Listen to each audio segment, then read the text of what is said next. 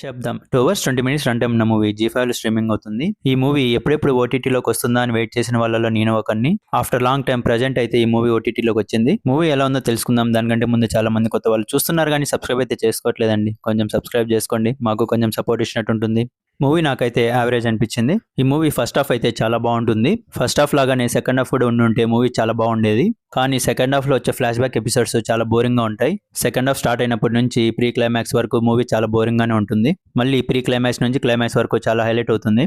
Climax లో వచ్చే twist కూడా చాలా బాగా ఆకట్టుకుంటుంది. ఈ మూవీలో డైరెక్టర్ సౌండ్ ఉపయోగించి మనుషుల్ని చంపొచ్చు, అలాగే సౌండ్ నుంచి వచ్చే మ్యూజిక్ ని ఉపయోగించి మనుషుల్ని కాపాడొచ్చు అనే ఈ రెండు పాయింట్స్ ని చాలా బాగా చూపించారు. స్టోరీ విషయానికి వస్తే ఒక మెడికల్ కాలేజ్ లో కొంతమంది విద్యార్థులు వరుసగా చనిపోతూ ఉంటారు. వాళ్ళు చనిపోయిన విషయాన్ని బయటికి తెలిస్తే ఆ కాలేజ్ పేరు దెబ్బతింటుందని ఆ కాలేజ్ యాజమాన్యం ఎవరికి తెలియకుండా ఆ కాలేజ్ లో దయ్యాలు ఆత్మలు ఉన్నాయో లేదో తెలుసుకోవడానికి పారానార్మల్ ఇన్వెస్టిగేటర్ ని కాంటాక్ట్ అవుతారు. పారానార్మల్ ఇన్వెస్టిగేటర్ వ్యూమా అలియాస్ ఆది పినిశెట్టి తన దగ్గర ఉన్న ఎక్విప్మెంట్స్ తో ఆత్మలతో మాట్లాడి ఆ కేసులను సాల్వ్ చేస్తూ ఉంటాడు. మెడికల్ కాలేజ్ వెళ్లిన వ్యూమా ఆ కాలేజ్ లైబ్రరీలో మొత్తం 42 ఆత్మలు ఉన్నాయని కనుక్కుంటాడు. అసలు ఆ లైబ్రరీకి ఆ 42 మంది ఆత్మలకు ఉన్న సంబంధం ఏంటి?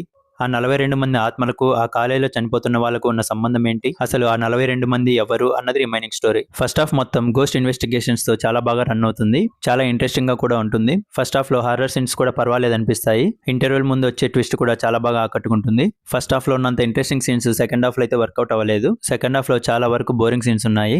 సిమ్రాన్ తో వచ్చే ఫ్లాష్ బ్యాక్ ఎపిసోడ్స్ చాలా బోరింగ్ గా ఉంటాయి. ప్రీ క్లైమాక్స్ నుంచి క్లైమాక్స్ వరకు చాలా ఇంట్రెస్టింగ్ గా ఉంటుంది. క్లైమాక్స్ లో వచ్చే ట్విస్ట్ కూడా పర్వాలేదు అనిపిస్తుంది. మూవీలో సౌండ్ మిక్సింగ్ అయితే చాలా బాగా చేశారు. సినిమాటోగ్రఫీ కూడా మూవీకి తగ్గట్టుగానే చాలా బాగుంది. బ్యాక్గ్రౌండ్ మ్యూజిక్ అదిరిపోయింది. పర్ఫార్మెన్స్ వైజ్ ఆది పినిశెట్టి గారు చాలా బాగా చేశారు.